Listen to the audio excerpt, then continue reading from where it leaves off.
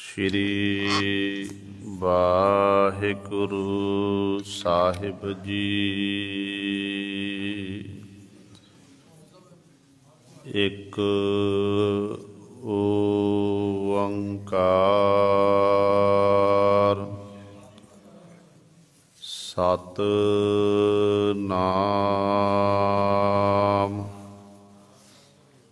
करता पुरख निर्भव निर्वैर अकाल मूरत अजूनी सैभं गुर प्रसाद।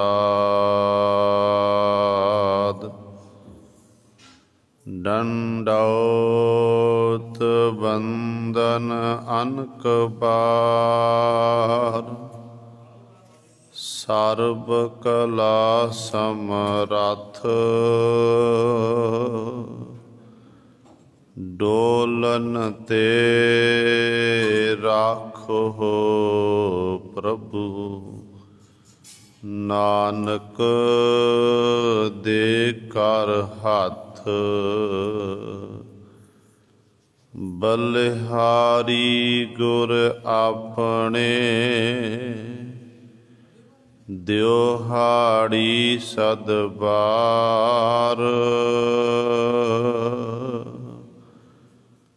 जिन मानस ते देवत कीए करत न लागी बार। जे सो चंदा उगवै सूरज चढ़े हजार। एते चानण होंदियां गुर बिन घोर अंधार। बाणी गुरु गुरु है बाणी बिच बाणी अमृत सारे।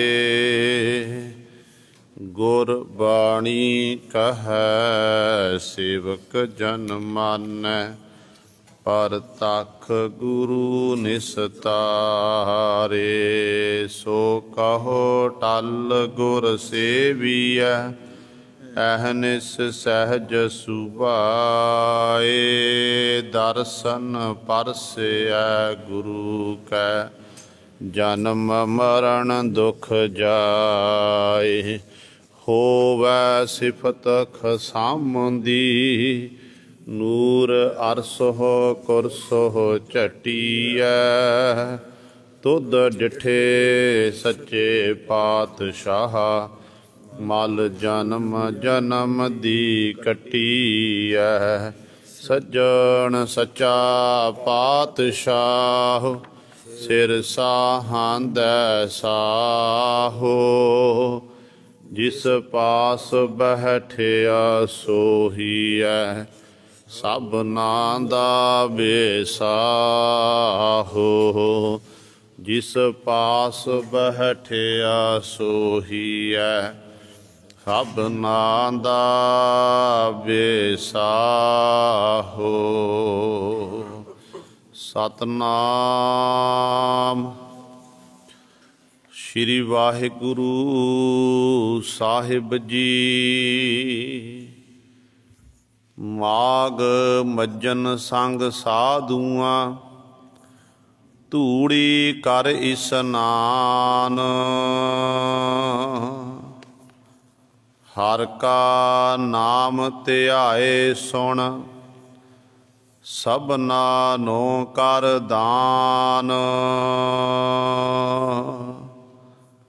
माग मज्जन संग साधुआं धूड़ी कर इस्नान। हर का नाम ध्याए सुन सबना नो कर दान। जन्म कर्म मल उतरै मन ते जाए गुमान। काम क्रोध न मोहिਐ बिनसै लोभ सुआन। सच्चै मार्ग चलदियां उस्तत करे जहान। 68 तीरथ सगल पुन जी दया परवान। जिसनो देवै दया कर सोई पुरख सुजान। जिना मिलिया प्रभ आपना नानक तिन कुरबान। माग सुचे से कांडिया है जिन पूरा गुर मेहरबान। जिना मिलिया प्रभ आपना नानक तिन कुरबान। माग सुचे से कांडिया है जिन पूरा गुर मेहरबान।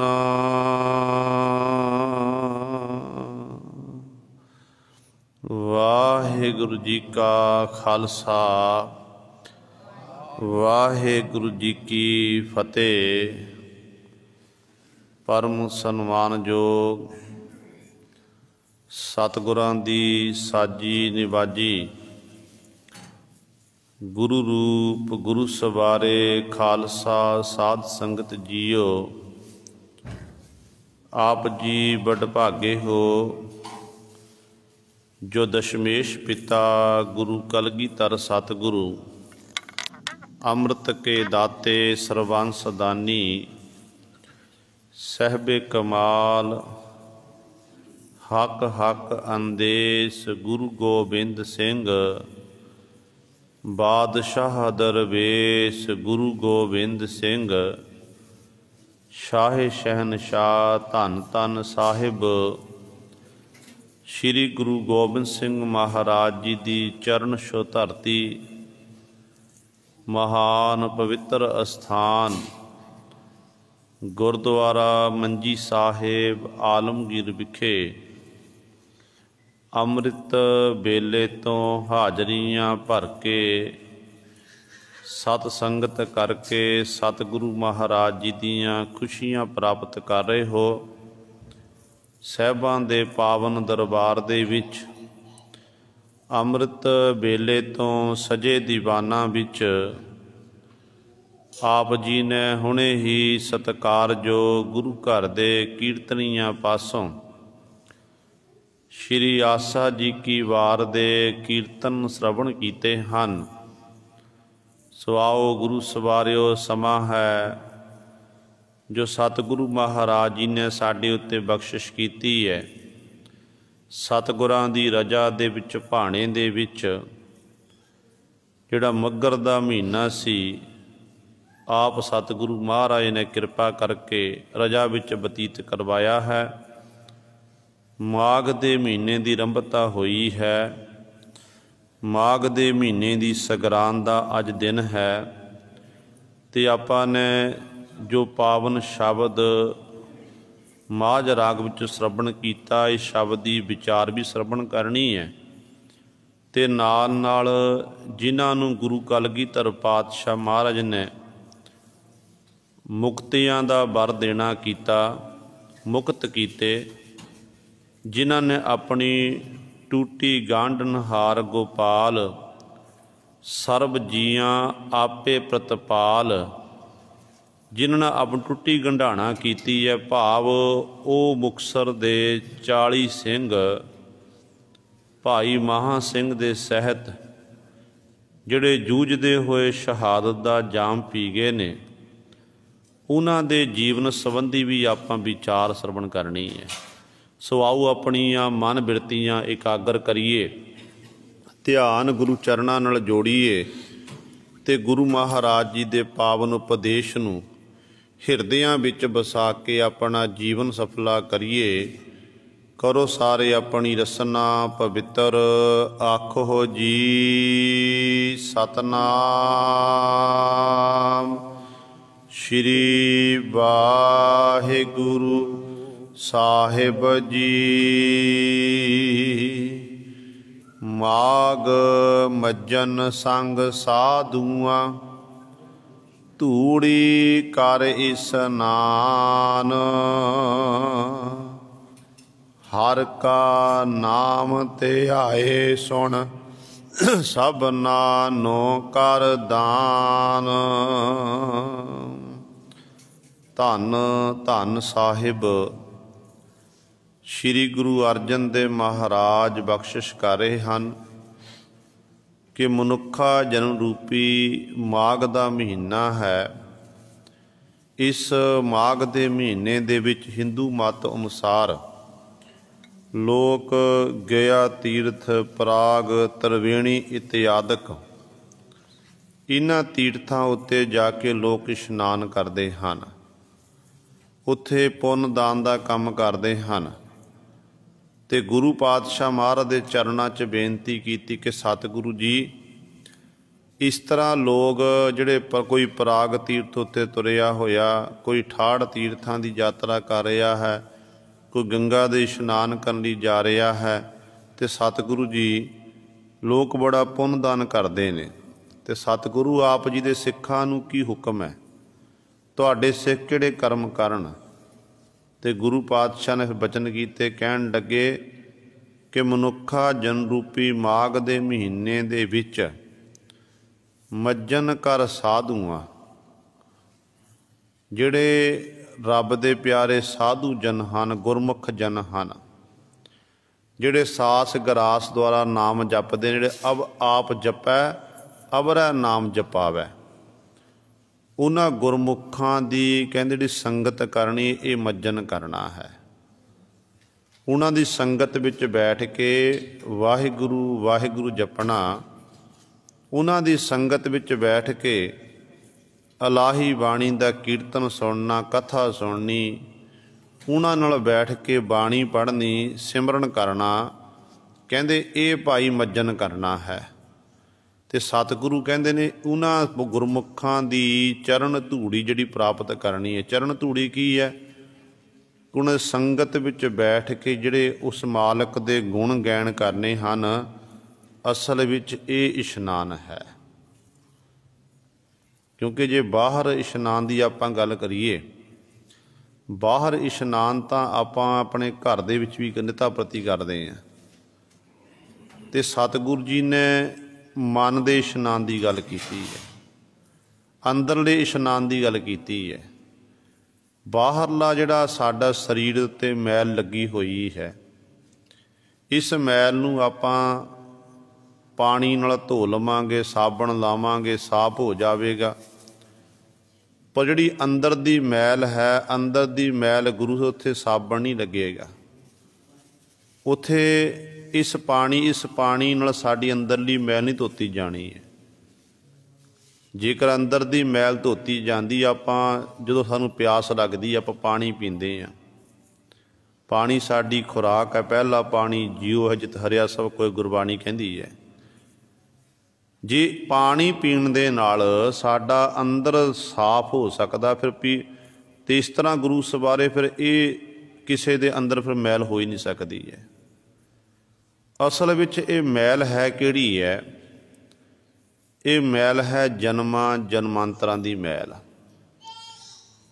ਜਿਹਦੇ ਬਾਬਤ ਧੰਨ ਗੁਰੂ ਅਮਰਦਾਸ ਪਾਤਸ਼ਾਹ ਮਹਾਰਾਜ ਬਚਨ ਕਰਦੇ ਹਨ ਕਿ ਇਸ ਮਨ ਕੋ ਜਨਮ ਜਨਮ ਕੀ ਮਲ ਲਾਗੀ, ਕਾਲਾ ਹੁਆ ਸਿਆਹੋ, ਖਨਲੀ ਧੋਤੀ ਉਜਲੀ ਨਾ ਹੋਵੇ, ਜੇ ਸੋ ਧੋਵਣ ਪਾਹੋ। ਪਾਤਸ਼ਾਹ ਜੀ ਬਚਨ ਕਰਦੇ ਹਨ, ਕਹਿੰਦੇ ਇਸ ਮਨ ਨੂੰ ਜਨਮਾਂ ਜਨਮਾਂਤਰਾਂ ਦੀ ਮੈਲ ਲੱਗੀ ਹੋਈ ਹੈ। ਇਹ ਮਨ ਕਾਲਾ ਛਿਆ ਹੋਇਆ ਫਿਰਦਾ ਹੈ। ਇਸ ਮਨ ਦੀ ਹਾਲਤ ਇਹੋ ਜਿਹੀ ਹੈ ਜਿਵੇਂ ਕਹਿੰਦੇ ਕੋਲੂ ਵਾਲਾ ਵਸਤਰ ਹੁੰਦਾ ਨਾ, ਕੱਪੜਾ, ਉਹਨੂੰ ਸੈਂਕੜੇ ਵਾਰੀ ਹਜ਼ਾਰਾਂ ਵਾਰੀ ਸਾਬਣ ਲਾ ਲਾ ਕੇ ਪਾਣੀ ਨਾਲ ਧੋਣਾ ਕਰੀਏ ਕਿ ਮਨ ਸਾਫ਼ ਹੋ ਜਾਵੇ। ਤੇ ਗੁਰੂ ਸਵਾਰੀ ਜਿਵੇਂ ਉਹ ਕੋਲੂ ਵਾਲਾ ਵਸਤਰ ਜਿਹੜਾ ਸਾਫ਼ ਨਹੀਂ ਹੁੰਦਾ ਹੈ, ਇਸੇ ਤਰ੍ਹਾਂ ਚਾਹੇ 68 ਤੀਰਥਾਂ ਉੱਤੇ ਆਪਾਂ ਇਸ਼ਨਾਨ ਕਰ ਲਈਏ, ਚਾਹੇ 7 ਸਮੁੰਦਰਾਂ 'ਚ ਨਹਾਣਾ ਕਰੀਏ, ਤੇ ਗੁਰੂ ਸਵਾਰੇ ਸੱਚ ਜਾਣਿਓ ਤੇ ਮਨ ਸ਼ੁੱਧ ਨਹੀਂ ਹੋਣਾ। ਮਨ ਸ਼ੁੱਧ ਕਿਵੇਂ ਹੋਣਾ ਹੈ? ਸਤਿਗੁਰ ਦਾ ਨਾਮ ਜਪ ਕੇ, ਬਾਣੀ ਪੜ੍ਹ ਕੇ। ਗੁਰੂ ਨਾਨਕ ਸਾਹਿਬ ਮਹਾਰਾਜ ਤਾਈਓ ਵਚਨ ਕਰਦੇ ਨੇ, ਕਹਿੰਦੇ ਨੇ ਸਤਿਗੁਰ ਦੀ ਕੁਲ ਦੇ ਲੋਕ ਗੁਰੂ ਨਾਨਕ ਸਾਹਿਬ ਮਹਾਰਾਜ ਕੋਲ ਆਏ, ਕਹਿਣ ਲੱਗੇ ਪਾਤਸ਼ਾਹ ਜੀ ਆਓ ਆਪਾਂ 68 ਤੀਰਥਾਂ ਦੇ ਇਸ਼ਨਾਨ ਲਈ ਜਾ ਰਹੇ ਹਾਂ, ਤੁਸੀਂ ਵੀ ਸਾਡੇ ਨਾਲ ਚੱਲੋ। ਤੇ ਧੰਨ ਗੁਰੂ ਨਾਨਕ ਦੇ ਮਹਾਰਾਜ ਕਹਿਣ ਲੱਗੇ ਮੈਂ ਤਾਂ ਨਿਤਾ ਪ੍ਰਤੀ 68 ਤੀਰਥਾਂ ਦੇ ਇਸ਼ਨਾਨ ਉੱਤੇ ਜਾਂਦਾ, ਮੈਂ ਨਿਤਾ ਪ੍ਰਤੀ ਇਸ਼ਨਾਨ ਕਰਦਾ। ਸਤਿਗੁਰੂ ਕਿਹੜਾ ਤੁਹਾਡੇ ਕੋਲ ਤੀਰਥ ਹੈ? ਗੁਰੂ ਨਾਨਕ ਸਾਹਿਬ ਮਹਾਰਾਜ ਕਹਿਣ ਲੱਗੇ ਕਿ ਤੀਰਥ ਨਹਾਵਣ ਜਾਓ, ਤੀਰਥ ਨਾਮ ਹੈ, ਤੀਰਥ ਸ਼ਬਦ ਵਿਚਾਰ ਅੰਤਰ ਗਿਆਨ ਹੈ। ਜਿਹੜਾ ਅੰਦਰ ਗੁਰੂ ਦਾ ਗਿਆਨ ਪ੍ਰਾਪਤ ਹੋ ਜਾਣਾ, ਸ਼ਬਦ ਦੀ ਵਿਚਾਰ ਕਰਨੀ ਹੈ, ਨਾਮ ਜਪਣਾ ਹੈ, ਅਸਲ ਵਿੱਚ ਕਹਿੰਦੇ ਇਹੀ ਤੀਰਥ ਹੈ ਗੁਰਸਿੱਖ ਲਈ। ਹੁਣ ਇਹਦਾ ਮਤਲਬ ਨਹੀਂ ਕਿ ਆਪਾਂ ਸਰੋਵਰਾਂ ਵਿੱਚ ਇਸ਼ਨਾਨ ਨਹੀਂ ਕਰਨੇ ਹਨ। ਤਨ ਦਾ ਇਸ਼ਨਾਨ ਆਪਾਂ ਜਿੱਥੇ ਘਰ ਦੇ ਵਿੱਚ ਕਰਦੇ ਹਾਂ, ਸੁੱਚਤਾ ਨੂੰ ਮੁੱਖ ਰੱਖਦਿਆਂ ਹੋਇਆਂ ਗੁਰੂ ਕੇ ਦਰਬਾਰ ਦੇ ਵਿੱਚ ਆਉਣਾ, ਸਰੋਵਰਾਂ ਉੱਤੇ ਸ਼ਰਧਾ ਭਾਵਨ ਰੱਖਣੀ। ਗੁਰੂ ਪਾਤਸ਼ਾਹ ਨੇ ਵਰ ਦਿੱਤੇ ਨੇ ਇਹਨਾਂ ਸਥਾਨਾਂ ਨੂੰ। ਤੇ ਇਕੱਲੇ ਇਸ਼ਨਾਨ ਕਰਨ ਨਾਲ ਗੱਲ ਨਹੀਂ ਬਣਨੀ ਹੈ। ਜੇ ਆਪਾਂ ਸੋਚੀਏ ਇਸ਼ਨਾਨ ਕਰ ਲਏ ਪਵਿੱਤਰ ਹੋ ਗਏ, ਨਹੀਂ, ਇਕੱਲਾ ਇਸ਼ਨਾਨ ਕਰਨ ਨਾਲ ਗੱਲ ਨਹੀਂ ਬਣਨੀ ਹੈ, ਨਾਲ ਨਾਲ ਗੁਰੂ ਦੀ ਗੱਲ ਵੀ ਮੰਨਣੀ ਪਵੇ, ਗੁਰੂ ਦੇ ਹੁਕਮ ਦੀ ਪਾਲਣਾ ਕਰਨੀ ਪਵੇਗੀ। ਕਿ ਆਪਾਂ ਇਸ਼ਨਾਨ ਕਰ ਲਿਆ, ਜਪਜੀ ਸਾਹਿਬ ਦਾ ਪਾਠ ਕਦੇ ਕੀਤਾ ਨਹੀਂ, ਫਿਰ ਇਸ਼ਨਾਨ ਕਰਨ ਦਾ ਕੀ ਫਾਇਦਾ? ਗੱਲ ਤਾਂ ਇਹ ਹੈ ਨਾ ਕਿ ਇਸ਼ਨਾਨ ਵੀ ਕੀਤਾ ਸਰੋਵਰ ਦੇ ਵਿੱਚ, ਤੇ ਗੁਰੂ ਘਰ ਕਥਾ ਕੀਰਤਨ ਸੁਣਿਆ, ਤੇ ਨਾਲ ਆਪਾਂ ਨਿਤਨੇਮ ਕੀਤਾ, ਆਪਣਾ ਨਿਤ ਦਾ ਨਿਯਮ ਨਿਭਾਇਆ, ਬਾਣੀ ਪੜ੍ਹੀ, ਬਾਣੀ ਵਿਚਾਰੀ, ਫਿਰ ਅਸਲ ਵਿੱਚ ਗੁਰੂ ਸਰ ਸਾਡਾ ਕੀਤਾ ਹੋਇਆ ਇਸ਼ਨਾਨ ਜਿਹੜਾ ਹੈ ਉਹ ਸਫਲਾ ਹੈ। ਤੇ ਸਤਿਗੁਰੂ ਗੁਰੂ ਨਾਨਕ ਸਾਹਿਬ ਮਹਾਰਾਜ ਕਹਿੰਦੇ ਨੇ ਤੀਰਥ ਨਾਮ ਹੈ, ਤੀਰਥ ਸ਼ਬਦ ਵਿਚਾਰ ਅੰਤਰ ਗਿਆਨ ਹੈ। ਗੁਰ ਗਿਆਨ ਸਾਚਾ ਥਾਨ ਪੂਰਦਸ ਪੁਰਸ਼ ਦਾ ਦਸਾਹਰਾ, ਗੁਰ ਗਿਆਨ ਸਾਚਾ ਥਾਨ ਤੀਰਥ 10 ਪੁਰਬ ਸਦਾ ਦਸਾਹਰਾ, ਹੋ ਨਾਮ ਹਰ ਕਾ ਸਦਾ ਜਾਚੋ, ਦੇਹੋ ਪਵ ਧਰਨੀ ਧਰਾ। ਹੇ ਧਰਨੀ ਧਰਾ, ਧਰਤੀ ਦੇ ਆਸਰੇ ਪ੍ਰਭੂ ਜੀ ਮੈਨੂੰ ਆਪਣੇ ਦਰੋਂ ਨਾਮ ਦੀ ਦਾਤ ਦੇਣਾ ਕਰੋ। ਮੈਂ ਨਾਨਕ ਤੇਰੇ ਪਾਸੋਂ ਨਾਮ ਦੀ ਦਾਤ ਮੰਗਦਾ ਹਾਂ। ਦੇਹੋ ਪ੍ਰਭ ਧਰਨੀ ਧਰਾ, ਸੰਸਾਰ ਦੀ ਹਾਲਤ ਕੈਸੀ ਹੈ? ਕਹਿੰਦੇ ਸੰਸਾਰ ਰੋਗੀ, ਨਾਮ ਦਾਰੂ, ਮੈਲ ਲਾਗੈ ਸੱਚ ਬਿਨਾ, ਗੁਰਬਾਕ ਨਿਰਮਲ ਸਦਾ ਚਾਨਣ। ਕਹਿੰਦੇ ਨਿਤ ਸਾਜ ਤੀਰਥ ਮੱਜਣਾ। ਸੰਸਾਰ ਨੂੰ ਰੋਗ ਚੰਬੜੇ ਹੋਏ ਨੇ, ਆਦਿ ਵਿਆਧੀ ਉਪਾਧੀ ਰੋਗ। ਸੰਸਾਰ ਦੇ ਜੀ ਤਨ ਕਰਕੇ ਰੋਗੀ, ਮਨ ਕਰਕੇ ਰੋਗੀ ਹਨ। ਜਨਮਾਂ ਜਨਮਾਂਤਰਾਂ ਦੀ ਮੈਲ ਚਿੰਬੜੀ ਹੋਈ ਹੈ। ਇਸ ਰੋਗ ਨੂੰ ਖਤਮ ਕਰਨ ਲਈ ਫਿਰ ਦਵਾਈ ਕਿਹੜੀ ਹੈ? ਕਹਿੰਦੇ ਸਤਿਗੁਰ ਦੇ ਨਾਮ, ਪਰਮੇਸ਼ਰ ਦਾ ਨਾਮ ਜਿਹੜਾ ਹੈ, ਨਾਮ ਹੀ ਕਹਿੰਦੇ ਦਵਾ ਹੈ। ਜਿਹਨੇ ਇਹ ਨਾਮ ਰੂਪੀ ਦਵਾਈ ਛਕਣਾ ਕੀਤੀ, ਉਹਦੇ ਫਿਰ ਰੋਗ ਸਾਰੇ ਦੂਰ ਹੋ ਗਏ। ਪਰ ਸੱਚ ਜਾਣਿਓ, ਨਾਮ ਬਾਣੀ ਦਾ ਅਭਿਆਸ ਕਰਕੇ ਹੀ ਅਸਲ ਵਿੱਚ ਸਾਡੇ ਤਨ ਦੀ ਜਿਹੜੀ ਮਨ ਦੀ ਮੈਲ ਹੈ ਉਹ ਲੱਥ ਸਕਦੀ ਹੈ। भगत कबीर साहबान जी का बचन पढ़ते हैं ना। कबीर साहबान जी कोल पांडे इत्यादि इकट्ठे होके आ गए, कहन लगे भगत जी असी तीर्थां दे इशनान करन लई जा रहे हैं, साडे नाल चलना करो। ते भगत कबीर साहबान जी कहन लगे कि भाई मैं 10 नूहां दी किरत करन वाला किरती सिख हाँ, किरती हाँ मैं, ते जे मैं चलिया गया तो पिछों फिर मेरे कामकार दा की बनेगा। तुसीं इंज करो, मेरे कोल समा नहीं, तुसीं आ मेरी तूंबी लिजाना करो। तूंबी गड़बा हाथ विच भगत कबीर साहब पकड़ते सन, कहते इहदा इशनान कराना करो। हुण पांडे लोग गए ने 68 तीर्थां उत्ते जाके इशनान किया, जिथे आप चुब्बियां मारते ने उस तूंबी दीयां कई चुब्बियां लवाणा कीतियां। कह तीर्थ यात्रा करके जो वापस मुड़े ना तो भगत कबीर साहबान जी के गृह विखे आ गए। भगत जी नूं तूंबी देण लगे तो भगत जी ने मन च विचार की कि इन्हां दे अंदर जिहड़ा कपट है, छल है, वो बाहर कढीए। तो कबीर जी कहन लगे कि भाई तुहानूं मैं ब्रह्म भोज करना, तुसीं मेरे घर सारा लंगर छकना है। हुण पांडे लोग बड़े खुश होए ने, कहंदे ने कबीर जी ने अपने घर प्रशादा पानी तैयार किया, पंगतां सज गईयां, ये पांडे लोग आके बैठ गए। तो उदों जिहड़ी वो तूंबी सी जिहदा 68 तीर्थां उत्ते इशनान कराया सी ना, उहनूं चंगी तरह कुट के बरीक करके दी चटनी बना दित्ती। जदों हुण थाल विच सारे पदार्थ परोसे गए, चौंकियां डाह दित्तियां गईयां, ये ब्राह्मण लोग जदों इकट्ठे होकर छकण लगे तो गुरु सवारे जदों वो मुख दे विच वो पदार्थ पाया, जदों वो पाया तो पाउंदियां सार इस तरह मानो बड़ा कौड़ा सी, ते कहण लगे भगत जी ये चटनी कदी बनाई हुई है? बाकी पदार्थ तुहाडे खीर भी चंगे ने, पूड़े भी चंगे हैं, आ चटनी काहदी है जिहदे राही साडा सारा मुख जिहड़ा बेसुआदा हो गया। तो भगत कबीर साहबान जी कहन लगे भाई उही तूंबी है जिस तूंबी का इशनान तुसां ने 68 तीर्थां उत्ते कराना कीता है। भगत जी ने फिर शब्द उचारण किया, कहन लगे हिरदै कपट मुख ज्ञानी, झूठे कहाँ बिलोबस पानी, काया मांझ सकौण गुणा, जो घट भीतर है मलना। कहते शरीर नूं मांजण का की फायदा जे तेरे घट हिरदे अंदर मैल है विकारां दी विषयां दी। काया मांझ सकौण गुणा, जो घट भीतर है मलना, लौकी 68 तीर्थ नहाई, कौरापन तऊ ना जाई। कहते देखो इस लौकी का अर्थ है तूंबी, कि ये तूंबी का इशनान करवाया गया 68 तीर्थां उत्ते, इहदी कुड़त्तन नहीं गई है। सच जाने पांडियो तुहाडी हालत भी ऐसी है, 68 तीर्थां उत्ते इशनान तां कर आए, पर नाम बाणी का अभ्यास ना होण करके जिन्ने भी कर्म कीते धर्म दे निमित्त वो पखंड दे सहित कीते हन। इस करके तुहाडे अंदर दी कुड़त्तन नहीं गई, अंदर दी तुहाडी जहर दूर नहीं हुई है।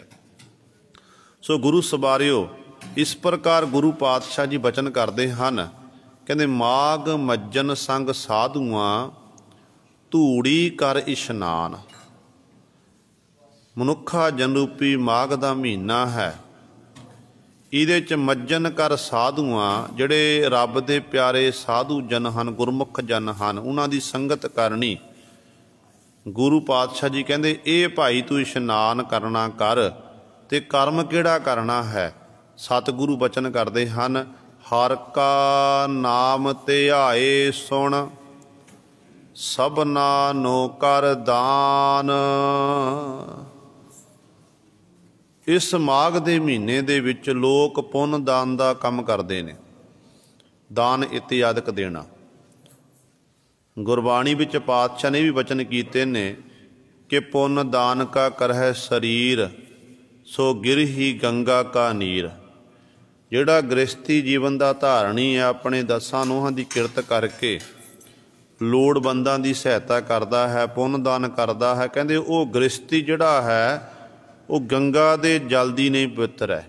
ਸਤਿਗੁਰੂ ਕਹਿੰਦੇ ਨੇ ਗੰਗਾ ਦਾ ਜਲ ਹਿੰਦੂ ਮਤ ਅਨੁਸਾਰ ਪਵਿੱਤਰ ਮੰਨਿਆ ਗਿਆ, ਪਰ ਪਤਾ ਨਹੀਂ ਉਹ ਪਵਿੱਤਰ ਹੈ ਵੀ ਹੈ ਕਿ ਨਹੀਂ ਹੈ। ਪਰ ਜਿਹੜੇ ਪੁੰਨ ਦਾਨ ਕਰਦੇ ਨੇ, ਆਪਣੇ ਦਸਾਂ ਨੋਹਾਂ ਦੀ ਕਿਰਤ ਕਰਕੇ ਨਾਲ ਨਾਲ ਨਾਮ ਜਪਦੇ ਨੇ, ਕਹਿੰਦੇ ਉਹ ਗ੍ਰਸਤ ਵਿੱਚ ਰਹਿੰਦੇ ਆ ਮਾਨੋ ਗੰਗਾ ਦੇ ਜਲ ਦੀ ਨਹੀਂ ਪਵਿੱਤਰ, ਉਹ ਤੋਂ ਵੀ ਵੱਧ ਪਵਿੱਤਰ ਹੈ।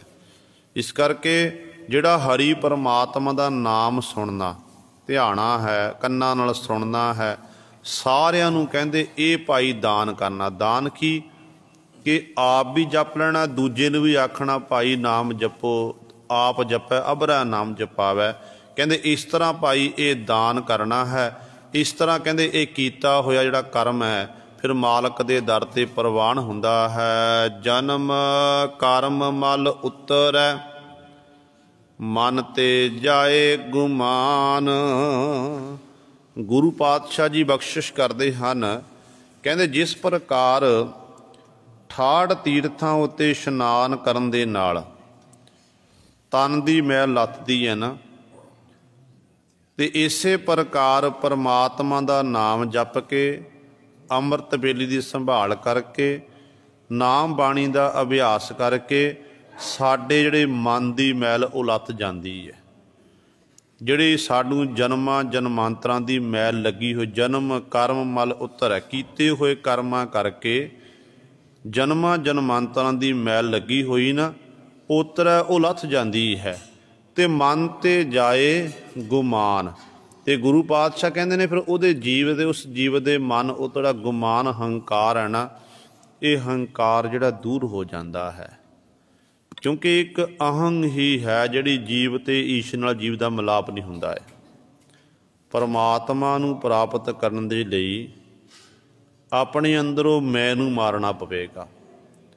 ਜਦੋਂ ਸਾਡੇ ਅੰਦਰੋਂ ਮੈਂ ਖਤਮ ਨਹੀਂ ਹੁੰਦੀ, ਉਦੋਂ ਤੱਕ ਸਾਨੂੰ ਉਸ ਪਰਿਪੂਰਨ ਪਰਮਾਤਮਾ ਵਾਹਿਗੁਰੂ ਦੀ ਪ੍ਰਾਪਤੀ ਨਹੀਂ ਹੋ ਸਕਦੀ ਹੈ।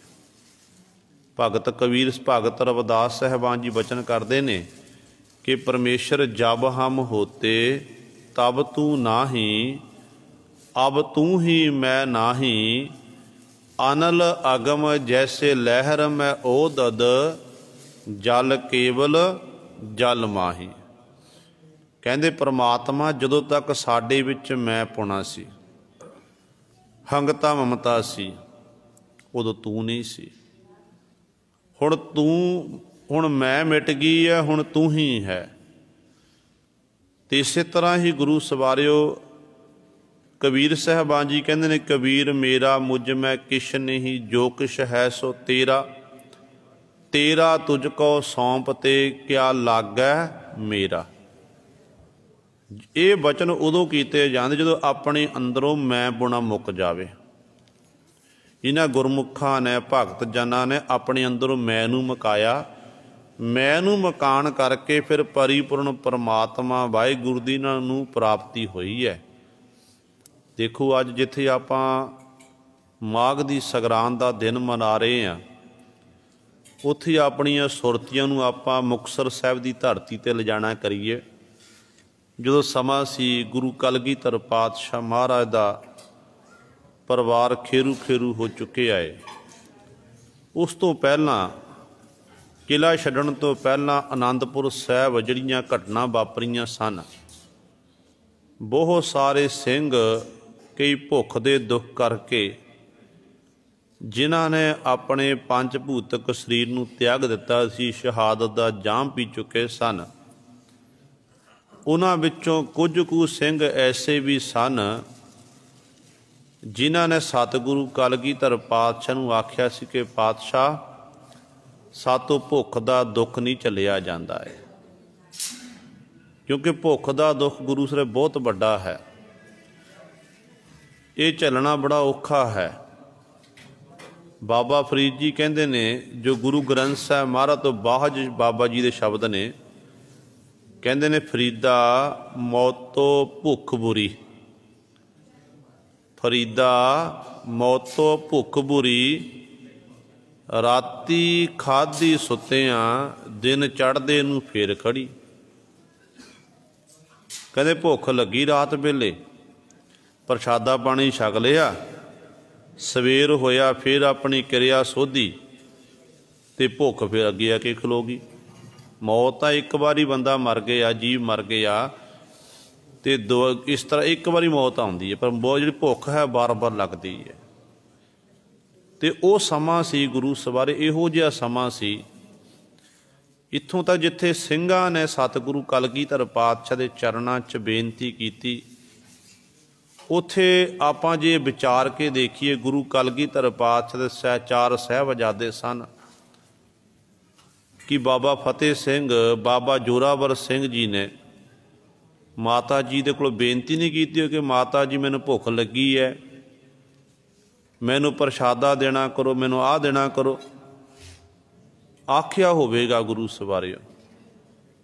तो इन्हां ने फिर उस समय सतगुरु कलगीधर पातशाह नूं ये छड्ड के बदावा लिख के दे के आए सन। इन्होंने आख दिता सी कि सतगुरु जी कलगीधर पातशाह कहने जे तुसीं जाना पए लिख के चले जाओ, लिख दिओ कि तू साडा गुरु नहीं, असीं तेरे सिख नहीं आ। ते उदों इन्हां ने गुस्से विच आके भुख दे दुख करके बदावा लिख दिता सी। जदों तुरन लगे ने भाई महा सिंह ते होर सिंह, कलगीधर पातशाह महाराज ने आख्या सी, कहन लगे महा सिंह एक गल याद रखियो, ये तुसी लिख के दे के जा रहे हो, मैं नहीं लिखना कीता, गुरु पातशाह ने लिखना कीता कि इत्थे कि भाई ये भुख जिहड़ा है तुसी बदावा लिख जो भी तुसी मेरे सिख नहीं, मैं तुहाडा गुरु नहीं, तुसी लिखना कीता है। तुसी अज मेरे दरवाजे नूं छड्ड के जा रहे हो, मेरे घर नूं छड्ड के जा रहे हो। कलगीधर पातशाह महाराज ने बचन कीते सी, कहन लगे महासिया जेकर मैं विचरदा होया तेरे घर तेरे नगर आया, तेरे पिंड आया, तेरे घर दे बूहे दे कोलों लंघना करां, कहंदा मैनू देख के बेशक तू अपना दरवाजा बंद कर लवी। गुरु गोबिंद सिंह महाराज ने बचन कीते, सानू देख के बेशक तू अपना दरवाजा बंद कर लवी, पर महासिया गल याद रखी, गुरु दा दरवाजा तेरे लिए सदा लिए खुला है, जदों तेरा मन करेगा तू वापस गुरु दे दरबार विच आ सकता है।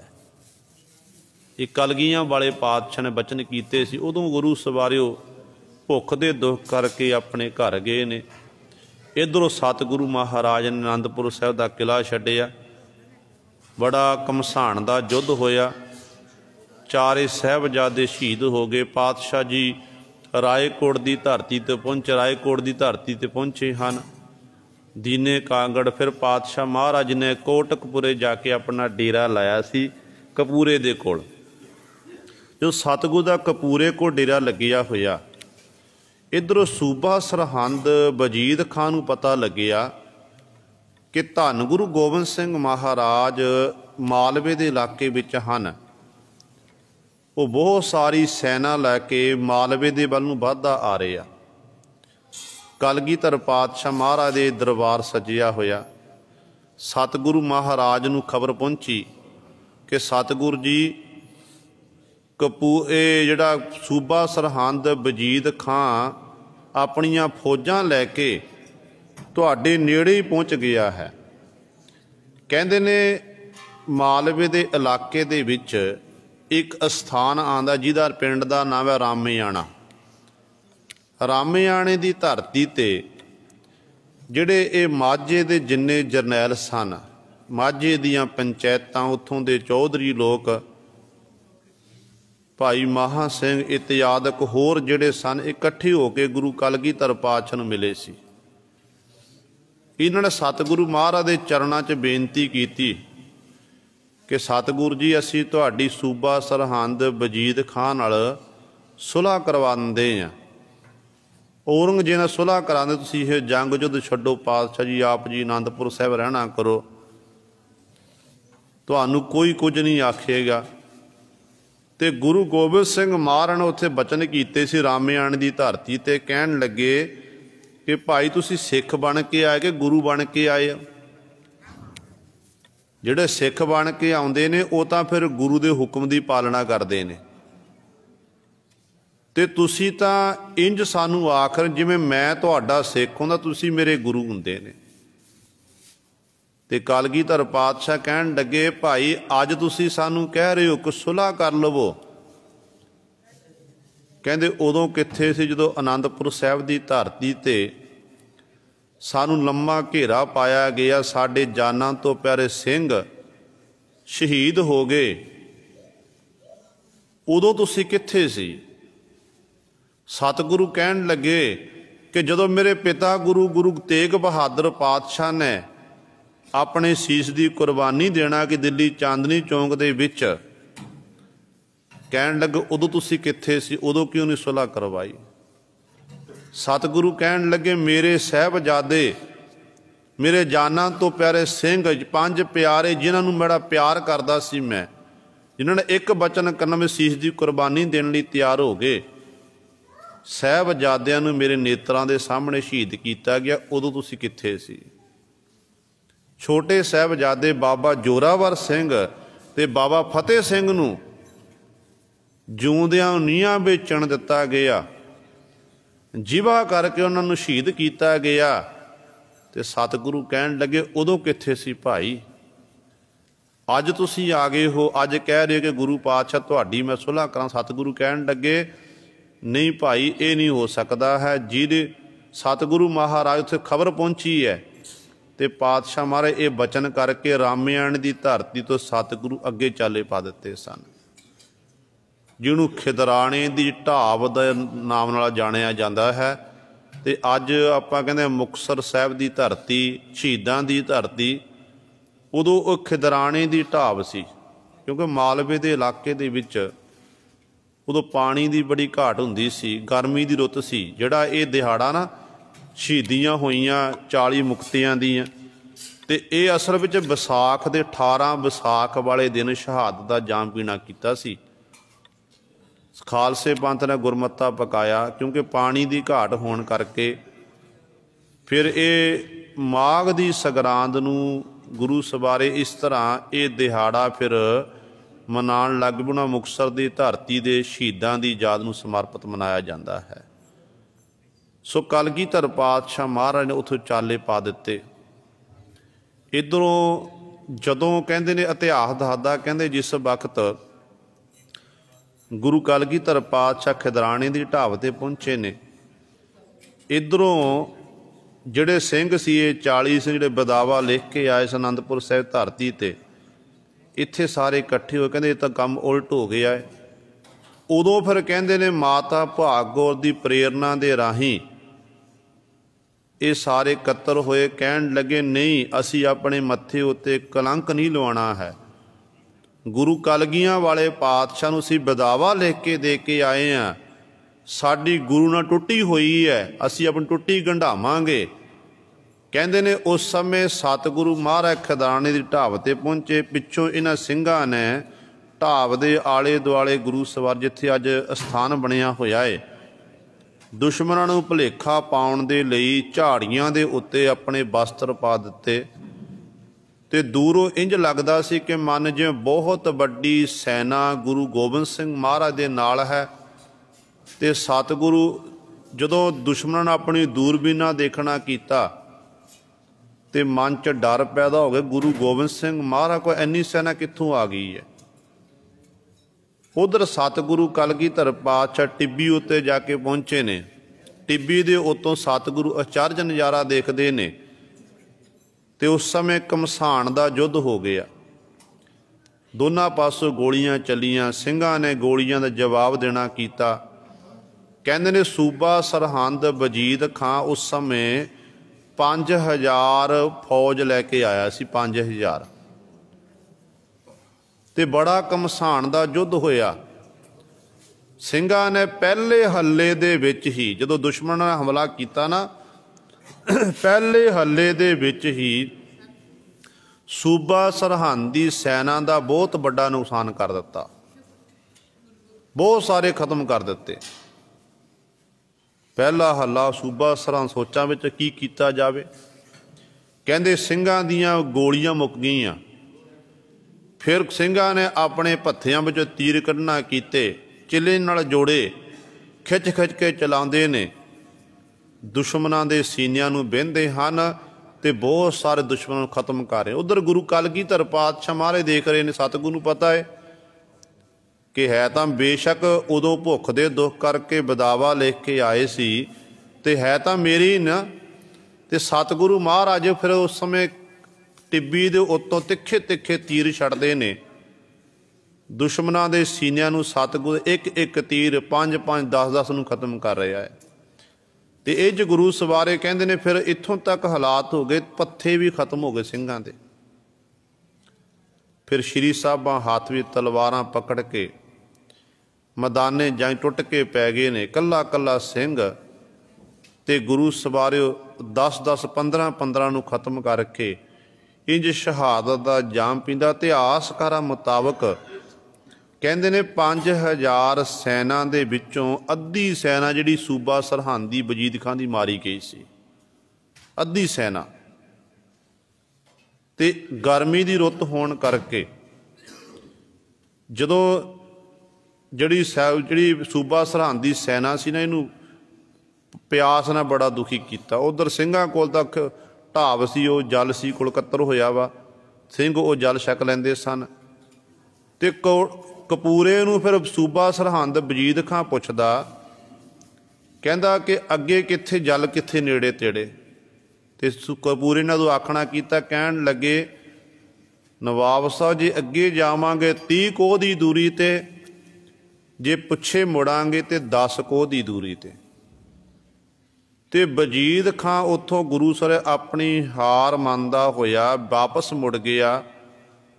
ते देखदा है कि अपनी सैना की गिणती करदा, गुरु गोबिंद सिंह महाराज उत्ते मैं हमला भी किया, ते सतगुरु महाराज जी फिर भी मेरे हत्थ विच नहीं, इत्थों भी लंघ गए ने, ते झूरदा होया वापस चलिया गया।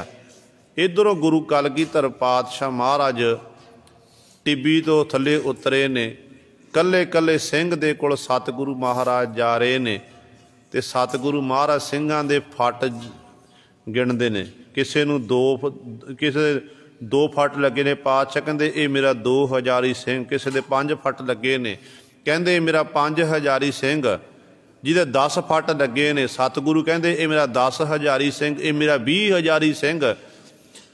कल्ले कल्ले सिंह दे उत्ते सतगुरु महाराज बख्शिश करदे ने। कहंदे जदों पातशाह अगे वधदे होए जा रहे ना, ते सामने धरती दे उत्ते भाई महा सिंह जी दा शरीर पिया होया, जिहड़े सह करे सन। कलगियां वाले पातशाह महाराज ने उस समय भाई महा सिंह दे शरीर नूं चुकिया, अपनी गोद च भाई महा सिंह दा सीस रखिया, अपने रुमाल दे नाल वस्त्र दे नाल कलगियां वाले पातशाह ने भाई महा सिंह दा मुख साफ किया।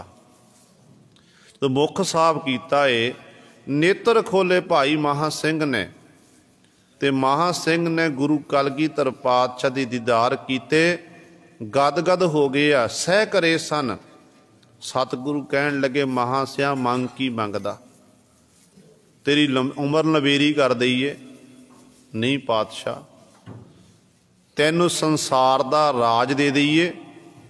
नहीं पातशाह राज ना चाहूँ, मुकत ना चाहूँ, मन प्रीत चरण कमलारे, मैनू नहीं चाहिदा राज भाग।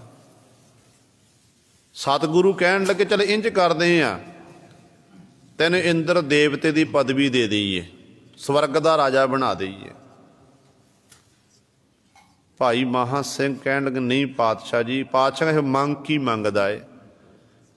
उदों भाई महा सिंह ने हाथ जोड़ के बेनती की कि पातशाह जे त्रुठे हो मेरा दे साईं पातशाह जी, सातों बहुत वड्डी अवग्या हुई सी, असी बेमुख हो के आए सन।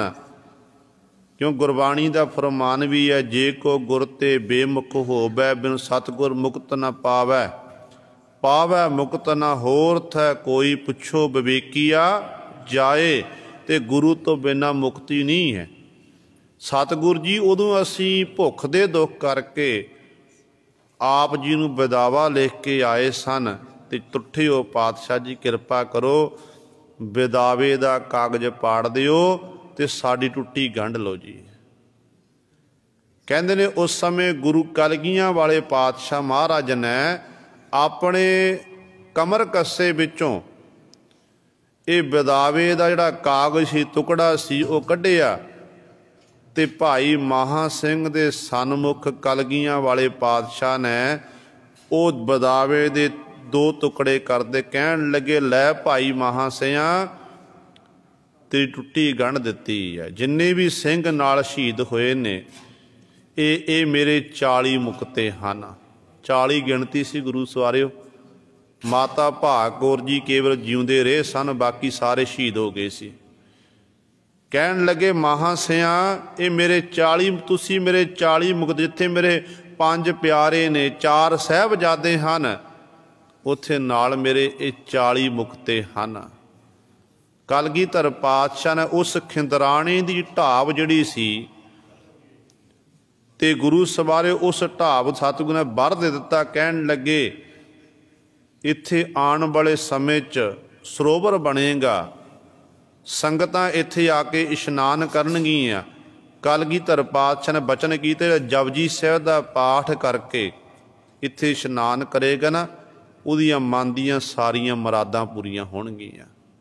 ਇਹ ਗੁਰੂ ਪਾਤਸ਼ਾਹ ਨੇ ਵਰ ਦੇਣਾ ਕੀਤਾ। ਇਤਿਹਾਸ ਦੱਸਦਾ ਏ ਕਿ ਜਦੋਂ ਸਿੰਘ ਸ਼ਹੀਦ ਹੋ ਗਏ, ਮਹਾਂ ਸਿੰਘ ਨੇ ਆਪਣੇ ਪੰਜ ਭੂਤਕ ਸਰੀਰ ਨੂੰ ਤਿਆਗ ਦਿੱਤਾ ਤੇ ਇਸ ਤਰ੍ਹਾਂ ਫਿਰ ਸਤਿਗੁਰੂ ਅੱਗੇ ਵਧੇ ਨੇ। ਅੱਗੇ ਕੀ ਦੇਖਦੇ ਨੇ, ਮਾਤਾ ਭਾਗ ਕੌਰ ਜੀ ਜਿਹੜੇ ਅੱਤ ਦੇ ਜ਼ਖਮੀ ਹੋਏ ਨੇ, ਬੜਾ ਜੂਝਣਾ ਕੀਤਾ ਮੈਦਾਨੇ ਜੰਗ ਦੇ ਵਿੱਚ, ਦੁਸ਼ਮਣਾਂ ਦੇ ਆਹੂ ਲਾਏ ਹਨ ਤੇ ਸਰੀਰ ਉੱਤੇ ਬਹੁਤ ਸਾਰੇ ਫੱਟ ਲੱਗੇ ਹੋਏ ਨੇ। ਕਲਗੀਆਂ ਵਾਲੇ ਪਾਤਸ਼ਾਹ ਮਹਾਰਾਜ ਨੇ ਕਿਰਪਾ ਦ੍ਰਿਸ਼ਟ ਅਵਲੋਕਨ ਕੀਨੋ, ਦਾਸ ਕਾ ਦੁੱਖ ਬਿਦਾਰਿਓ, ਮਿਹਰ ਭਰੀ ਨਿਗਾਹ ਦੇ ਨਾਲ ਮਾਤਾ ਭਾਗ ਕੌਰ ਜੀ ਦੇ ਵੱਲ ਤੱਕਣਾ ਕੀਤਾ। ਕਹਿੰਦੇ ਜਿੰਨੀ ਵੀ ਸਰੀਰ ਉੱਤੇ ਪੀੜਾ ਸੀ, ਦਰਦ ਸੀ, ਸਤਿਗੁਰਾਂ ਦੀ ਕਿਰਪਾ ਦ੍ਰਿਸ਼ਟੀ ਦੇ ਨਾਲ ਸਾਰੀ ਉਹ ਖਤਮ ਹੋ ਗਈ। ਆਪਾਂ ਭੱਟ ਜੀ ਦੇ ਬਚਨ ਪੜ੍ਹਦੇ ਆ ਨਾ ਕਿ ਆਮਿਆਂ ਦ੍ਰਿਸ਼ਟ ਸੁਭ ਕਰੈ, ਹਰੈ ਅਗ ਪਾਪ ਸਕਲ ਮਲ, ਕਾਮ ਕ੍ਰੋਧ ਅਰ ਲੋਭ ਮੋਹ ਬਸ ਕਰੈ ਸਭੈ ਬਲ, ਸਦਾ ਸੁਖ ਮਨ ਵਸੈ, ਦੁਖ ਸੰਸਾਰ ਹੈ ਖੋਵੈ, ਗੁਰ ਨਭ ਨਿਦ ਦਰਿਆਓ, ਜਨਮ ਹਮ ਕਾਲਖ ਧੋਵੈ। ਗੁਰੂ ਤਾਂ 9 ਨਿਧੀਆਂ ਦਾ ਦਰਿਆ ਹੈ, ਸਮੁੰਦਰ ਹੈ, ਜਿੱਥੇ ਜਨਮਾਂ ਜਨਮਾਂਤਰ ਦੀ ਮੈਲ ਧੋਤੀ ਜਾਂਦੀ ਹੈ। ਗੁਰੂ ਸਾਡੇ ਦੁੱਖਾਂ ਨੂੰ ਖਤਮ ਕਰਨ ਵਾਲਾ ਏ। ਤੇ ਮਾਤਾ ਭਾਗ ਕੌਰ ਉੱਤੇ ਸਤਿਗੁਰੂ ਨੇ ਕਿਰਪਾ ਕੀਤੀ ਹੈ, ਉਹਨੂੰ ਚਿਰੰਜੀਵੀ ਦਾ ਵਰ ਦੇਣਾ ਕੀਤਾ। ਇਤਿਹਾਸਕਾਰ ਲਿਖਦੇ ਨੇ ਜਦੋਂ ਸਤਿਗੁਰੂ ਮਹਾਰਾਜ ਇੱਥੋਂ ਫਿਰ ਦਮਦਮਾ ਸਾਹਿਬ ਗਏ ਸਨ, ਅਖੀਰਲਾ ਸਮਾਂ ਸਤਿਗੁਰੂ ਜੀ ਨੇ ਹਜੂਰ ਸਾਹਿਬ ਦੀ ਧਰਤੀ 'ਤੇ ਬਤੀਤ ਕੀਤਾ ਏ ਤੇ ਉੱਥੇ ਮਾਤਾ ਭਾਗ ਕੌਰ ਜੀ ਸਤਿਗੁਰੂ ਦੇ ਨਾਲ ਚਲੇ ਗਏ ਸਨ। ਉੱਥੇ ਹੀ ਮਾਤਾ ਜੀ ਨੇ ਆਪਣੇ ਪੰਜ ਭੂਤਕ ਸਰੀਰ ਨੂੰ ਤਿਆਗਣਾ ਕੀਤਾ ਸੀ। ਸੋ ਗੁਰੂ ਸਵਾਰਿਓ, ਜਦੋਂ ਸਿੰਘ ਸ਼ਹੀਦ ਹੋ ਗਏ, ਸਿੰਘਾਂ ਦੇ ਪੰਜ ਭੂਤਕ ਸਰੀਰ ਨੂੰ ਕਲਗੀਧਰ ਪਾਤਸ਼ਾਹ ਮਹਾਰਾਜ ਨੇ ਇੱਕ ਥਾਂ 'ਤੇ ਇਕੱਤਰ ਕੀਤਾ। ਅੰਗੀਠਾ ਤਿਆਰ ਕਰਕੇ ਆਪਣੇ ਹੱਥੀਂ ਦਸ਼ਮੇਸ਼ ਪਿਤਾ ਮਹਾਰਾਜ ਨੇ ਇਹਨਾਂ 40 ਸਿੰਘਾਂ ਦੇ ਪੰਜ ਭੂਤਕ ਸਰੀਰ ਦਾ ਅੰਤਮ ਸੰਸਕਾਰ ਕੀਤਾ ਸੀ। ਜਿਵੇਂ ਮਰਜ਼ਾਦਾ ਅਨੁਸਾਰ ਜਦੋਂ ਪ੍ਰਾਣੀ ਕੋਈ ਚੜ੍ਹਾਈ ਕਰਦਾ ਹੈ, ਅੰਗੀਠਾ ਤਿਆਰ ਕੀਤਾ ਜਾਂਦਾ ਹੈ ਤੇ ਫਿਰ ਗੁਰੂ ਸਵਾਰੇ ਸੋਹਲੇ ਸਾਹਿਬ ਦੀ ਪਾਵਨ ਬਾਣੀ ਪੜ੍ਹੀ ਜਾਂਦੀ ਹੈ। ਕਲਗੀਆਂ ਵਾਲੇ ਪਾਤਸ਼ਾਹ ਮਹਾਰਾਜ ਨੇ 40 ਮੁਕਤਿਆਂ ਦੇ ਲਈ ਆਪ ਜਪਜੀ ਸਾਹਿਬ ਦਾ ਪਾਠ ਕੀਤਾ ਅੰਗੀਠਾ ਤਿਆਰ ਕਰਨ ਦੇ ਲਈ। ਫਿਰ ਗੁਰੂ ਸਵਾਰੇ ਉਹ ਸੋਹਲਾ ਸਾਹਿਬ ਦੀ ਪਾਵਨ ਬਾਣੀ ਦਾ ਜਾਪ ਕੀਤਾ, ਬਾਅਦ ਵਿੱਚ ਅਰਦਾਸਾ ਸੋਧਿਆ ਸੀ। ਸੋ ਅੱਜ ਉਹਨਾਂ ਮਹਾਨ ਸ਼ਹੀਦ ਸਿੰਘਾਂ ਦਾ ਦਿਹਾੜਾ ਵੀ ਹੈ। ਆਪਾਂ ਜੇ ਵਿਚਾਰ ਕਰੀਏ, ਦੇਖੋ ਇਹ 40 ਜਿਹੜੇ ਸਨ ਜਿਨ੍ਹਾਂ ਨੇ ਭੁੱਖ ਦੇ ਦੁੱਖ ਕਰਕੇ ਗੁਰੂ ਕਲਗੀਆਂ ਵਾਲੇ ਪਾਤਸ਼ਾਹ ਨੂੰ ਵਿਦਾਵਾ ਲਿਖਿਆ ਸੀ, ਉਹਨਾਂ ਨੇ ਤਾਂ ਆਪਣੀ ਟੁੱਟੀ ਗੰਢਾ ਲਈ, ਟੁੱਟੀ ਸੀ ਗੰਢਾ ਲਈ, ਪਰ ਆਪਾਂ ਆਪਣੇ ਮਨਾਂ ਵੱਲ ਝਾਤੀਆਂ ਮਾਰੀ, ਆਪਾਂ ਬਾਰ-ਬਾਰ ਗੁਰੂ ਨੂੰ ਵਿਦਾਵਾ ਲਿਖ ਕੇ ਦੇ ਰਹੇ ਹਾਂ। ਉਹਨਾਂ ਨੇ ਤਾਂ ਕਾਗਜ਼ ਉੱਤੇ ਲਿਖਿਆ ਸੀ ਕਿ ਸਤਿਗੁਰੂ ਜੀ ਅਸੀਂ ਤੁਹਾਡੇ सिख ने तू साडा गुरु नहीं, पर ना उन्होंने अपना दाड़ा कटाना कीता सी, ना मुछां कटाइयां सन, ना ही गुरु सवारिओ अपना जूड़ा कटाया सी। केसां दा कतल नहीं होण दिता सी। ते आपां बार बार गुरु सरे कदे अपने जदों दाड़े नूं कैंची लांदे आ, जदों जूड़े नूं आपां कैंची लाउंदे आ, उदों की सानूं गुरु कलगीधर पातशाह दे बचन याद नहीं आउंदे हन? बार बार बिदावा लिख रहे हैं। ਜਦੋਂ ਆਪਾਂ ਕੇਸਾਂ ਨੂੰ ਆਪਾਂ ਕੈਂਚੀ ਲਾਉਂਦੇ ਹਾਂ, ਸਾਡੇ ਬੱਚੇ ਸਾਡੀਆਂ ਭੈਣਾਂ, ਤੇ ਉਦੋਂ ਆਪਾਂ ਸਾਹਿਬਜ਼ਾਦਿਆਂ ਨੂੰ ਯਾਦ ਕਰਿਆ ਕਰੀਏ ਨਾ, 40 ਮੁਕਤਿਆਂ ਨੂੰ ਯਾਦ ਕਰਿਆ ਕਰੀਏ ਕਿ ਗੁਰੂ ਕਲਗੀਧਰ ਪਾਤਸ਼ਾਹ ਲਈ ਉਹਨਾਂ ਨੇ ਆਪਣੀਆਂ ਜਾਨਾਂ ਕੁਰਬਾਨ ਕਰ ਦਿੱਤੀਆਂ, ਪਰ ਧਰਮ ਤੋਂ ਡੋਲੇ ਨਹੀਂ। ਅੱਜ ਜਿੰਨੇ ਸਾਨੂੰ ਸੁੱਖ ਨੇ, ਜਿੰਨੇ ਸਾਨੂੰ ਅੱਜ ਸੁੱਖ ਪ੍ਰਾਪਤ ਹੋਏ ਨੇ, ਉਨੇ ਅਸੀਂ ਗੁਰੂ ਸਵਾਰਿਓ ਗੁਰੂ ਤੋਂ ਆਪਾਂ ਦੂਰ ਹੁੰਦੇ ਜਾ ਰਹੇ ਹਾਂ। ਪੁਰਾਣਾ ਸਮਾਂ ਸੀ, ਦੁੱਖ ਦੀ ਘੜੀ ਹੁੰਦੀ ਸੀ, ਸਿੰਘਾਂ ਦੇ ਸਿਰਾਂ ਦੇ ਮੁੱਲ ਪੈਂਦੇ ਸਨ, ਕਾਠੀਆਂ ਉੱਤੇ ਰਹਿੰਦ, ਘੋੜਿਆਂ ਦੀਆਂ ਕਾਠੀਆਂ ਉੱਤੇ ਰਹਿਣਾ, ਜੰਗਲ ਵਿੱਚ ਰਹਿਣਾ, ਪ੍ਰਸ਼ਾਦਾ ਮਿਲ ਗਿਆ ਠੀਕ ਹੈ, ਨਹੀਂ ਭੁੱਖੇ ਸੋ ਜਾਣਾ, ਬਾਣੀ ਪੜ੍ਹਦੇ ਰਹਿਣਾ, ਸਿਮਰਨ ਕਰਦੇ ਰਹਿਣਾ। ਤੇ ਉਦੋਂ ਸਿੰਘ ਗੁਰੂ ਸਵਾਰੇ ਆਪਣੇ ਕੇਸਾਂ ਦਾ ਕਤਲ ਨਹੀਂ ਹੋਣ ਦਿੰਦੇ ਸਨ। ਤੇ ਅੱਜ ਗੁਰੂ ਸਵਾਰੇ ਇੰਨੇ ਸੁੱਖ ਨੇ, ਸੁੱਖ ਸਹੂਲਤਾਂ ਨੇ, ਕੋਈ ਸਿਰਾਂ ਦੇ ਮੁੱਲ ਨਹੀਂ ਪੈਂਦੇ ਨੇ, ਘਰਾਂ ਵਿੱਚ ਬੈਠੇ ਹੋਏ ਆ, ਤੇ ਨਾਈਆਂ ਨੂੰ ਆਪ ਆਪਣੇ ਪੈਸੇ ਦੇ ਕੇ ਅਸੀਂ ਆਪਣੇ ਕੇਸਾਂ ਦਾ ਕਤਲ ਕਰਵਾ ਰਹੇ ਹਾਂ। ਇਹ ਗੁਰੂ ਨੂੰ ਬਿਦਾਵਾ ਦੇਣ ਵਾਲੀ ਗੱਲ ਹੈ। ਭਾਈ ਮਹਾਂ ਸਿੰਘ ਨੇ ਤਾਂ ਟੁੱਟੀ ਗੰਢਾ ਲਈ, ਪਰ ਆਪਾਂ ਬਾਰ ਬਾਰ ਬਿਦਾਵਾ ਲਿਖ ਰਿਹਾ। ਗੁਰੂ ਪਾਤਸ਼ਾਹ ਦੇ ਚਰਨਾਂ 'ਚ ਬੇਨਤੀ ਕਰੀ ਕਿ ਪਾਤਸ਼ਾਹ ਜੀ, ਟੂਟੀ ਗਾਂਢਣ ਹਾਰ ਗੋਪਾਲ, ਸਰਬ ਜੀਆਂ ਆਪੇ ਪ੍ਰਤਪਾਲ, ਕਿ ਪਾਤਸ਼ਾਹ ਜੀ ਆਪ ਜੀ ਟੁੱਟੀ ਗੰਢਣ ਵਾਲੇ ਹੋ, ਸਾਡੇ ਉੱਤੇ ਬਖਸ਼ਿਸ਼ ਕਰੋ, ਸਤਿਗੁਰੂ ਜੀ ਕਿਰਪਾ ਕਰੋ, ਅਸੀਂ ਆਪਣੇ ਰਹਿੰਦੇ ਸਵਾਸਾਂ ਤੱਕ ਸਾਬਤ ਸੂਰਤ ਹੋਈਏ, ਆਪਣੇ ਜੀਵਨ ਨੂੰ ਸਤਿਗੁਰੂ ਜੀ ਆਪ ਜੀ ਦੱਸੀ ਹੋਈ ਮਰਜ਼ਾਦਾ ਅਨੁਸਾਰ ਬਤੀਤ ਕਰਨਾ ਕਰੀਏ, ਫਿਰ ਗੁਰੂ ਸਵਾਰੇ ਸਾਨੂੰ ਕਲਗੀਆਂ ਵਾਲੇ ਪਾਤਸ਼ਾਹ ਦੀ ਖੁਸ਼ੀ ਪ੍ਰਾਪਤ ਹੋਣੀ ਹੈ। ਤੇ ਗੁਰੂ ਪਾਤਸ਼ਾਹ ਜੀ ਇੱਥੇ ਬਚਨ ਕਰਦੇ ਨੇ, ਕਹਿੰਦੇ ਨੇ ਭਾਈ ਜਿਹੜੇ ਇਸ ਤਰ੍ਹਾਂ ਜਨਮ ਕਰਮ ਮਲ ਉਤਰੈ, ਮਨ ਤੇ ਜਾਏ ਗੁਮਾਨ, ਜਿਹੜੇ ਗੁਰਮੁਖਾਂ ਦੀ ਸੰਗਤ ਕਰਦੇ ਹਨ, ਨਾਮ ਜਪਦੇ, ਬਾਣੀ ਪੜ੍ਹਦੇ ਹਨ, ਸਿਮਰਨ ਕਰਦੇ ਹਨ, ਉਹਨਾਂ ਦੇ ਕੀਤੇ ਹੋਏ ਜਨਮਾਂ ਜਨਮਾਂਤਰਾਂ ਦੇ ਕੀਤੇ ਹੋਏ ਕਰਮਾਂ ਕਰਕੇ ਜਨਮਾਂ ਜਨਮਾਂਤਰਾਂ ਦੀ ਮੈਲ ਲੱਗੀ ਹੁੰਦੀ ਹੈ। ਉਹ ਮੈਲ ਜਿਉਂ-ਜਿਉਂ ਸੰਗਤ ਕਰਦੇ, ਸੇਵਾ ਕਰਦੇ ਨੇ, ਤਿਉਂ-ਤਿਉਂ ਉਹ ਮੈਲ ਉਤਰ ਜਾਂਦੀ ਹੈ। ਤੇ ਮਨ ਤੇ ਜਾਏ ਗੁਮਾਨ, ਤੇ ਮਨ ਵਿੱਚੋਂ ਗੁਮਾਨ, ਹੰਕਾਰ ਵੀ ਉਹਨਾਂ ਦੇ ਖਤਮ ਹੋ ਜਾਂਦਾ ਹੈ। ਕਾਮ ਕ੍ਰੋਧ ਨ ਮੋਹੀ ਹੈ, ਬਿਨਸੈ ਲੋਭ ਸੁਆਨ। ਸਤਿਗੁਰੂ ਹੋਰ ਕੀ ਬਖਸ਼ਿਸ਼ ਹੁੰਦੀ ਹੈ? ਇੱਕ ਤਾਂ ਹੰਕਾਰ ਚਲਿਆ ਗਿਆ ਸੰਗਤ ਕਰਨ ਦੇ ਨਾਲ, ਸੇਵਾ ਸਿਮਰਨ ਕਾ ਦੂਜਾ। ਤੇ ਪਾਤਸ਼ਾਹ ਕਹਿੰਦੇ ਉਹਨਾਂ ਗੁਰਮੁਖਾਂ ਨੂੰ ਨਾ ਕਾਮ ਜਿਹੜਾ ਹੈ, ਕ੍ਰੋਧ ਇਤਿਆਦਿਕ, ਇਹ ਮੋਹ ਨਹੀਂ ਸਕਦਾ, ਇਹਦੇ ਵਿੱਚ ਉਹ ਗਲਤਾਨ ਨਹੀਂ ਹੁੰਦੇ ਹਨ। ਉਹਨਾਂ ਨੂੰ ਉੱਤੇ ਐਡੀ ਵੱਡੀ ਬਖਸ਼ਿਸ਼ ਹੁੰਦੀ ਹੈ, ਉਹ ਕਾਮ ਉੱਤੇ ਕੰਟਰੋਲ ਕਰ ਲੈਂਦੇ, ਕ੍ਰੋਧ ਆਪਣੇ ਮਨ ਵਿੱਚ ਆਉਣ ਨਹੀਂ ਦਿੰਦੇ ਗੁਰੂ ਦੀ ਬਖਸ਼ਿਸ਼ ਦੇ ਨਾਲ। ਨਾਮ ਰੱਸੀਆਂ ਬੰਦਗੀ ਕਰਨ ਵਾਲਿਆਂ ਨੂੰ, ਇੱਥੋਂ ਤੱਕ ਬਿਨਸੈ ਲੋਭ ਸੁਆਨ। ਸੁਆਨ ਦਾ ਅਰਥ ਹੈ ਕੁੱਤਾ, ਕੂਕਰ, ਕਿ ਲੋਭ ਰੂਪੀ ਕੁੱਤਾ ਵੀ ਫਿਰ ਉਹਨਾਂ ਨੂੰ ਤੰਗ ਨਹੀਂ ਕਰਦਾ। ਜਿਹੜਾ ਲਾਲਚ ਨੂੰ ਗੁਰੂ ਸਵਾਰੇ ਕੁੱਤੇ ਨਾਲ ਤੁਲਨਾ ਦੇਣਾ ਕੀਤੀ ਹੈ ਪਾਤਸ਼ਾਹ ਨੇ। ਜਿਵੇਂ ਕੁੱਤਾ ਇਹ ਨਹੀਂ ਦੇਖਦਾ ਗੁਰੂ ਸਾਹਿਬ, ਜੋ ਅੱਲਾਹ ਨੂੰ ਕਿਸੇ ਨੇ ਬੁਰਕੀ ਪਾ ਉੱਧਰਲੇ ਪਾਸੇ ਦੌੜ ਪੈਂਦਾ ਹੈ। ਲਾਲਚੀ ਇਨਸਾਨ ਵੀ, ਉਹਦਾ ਕੋਈ ਧਰਮ ਨਹੀਂ ਹੁੰਦਾ ਅਸਲ ਵਿੱਚ। ਜਿੱਧਰੋਂ ਉਹਨੂੰ ਬੁਰਕੀ ਮਿਲ ਜਾਂਦੀ ਹੈ, ਅਸਲ ਵਿੱਚ ਲਾਲਚੀ ਇਨਸਾਨ ਗੁਰੂ ਉੱਧਰਲੇ ਪਾਸੇ ਨੂੰ ਚਲਿਆ ਜਾਂਦਾ ਹੈ। ਚਾਹੇ ਉਹ ਸਿੱਖ ਹੋਵੇ, ਚਾਹੇ ਹਿੰਦੂ ਹੋਵੇ, ਮੁਸਲਮਾਨ ਕੋਈ ਹੋਵੇ।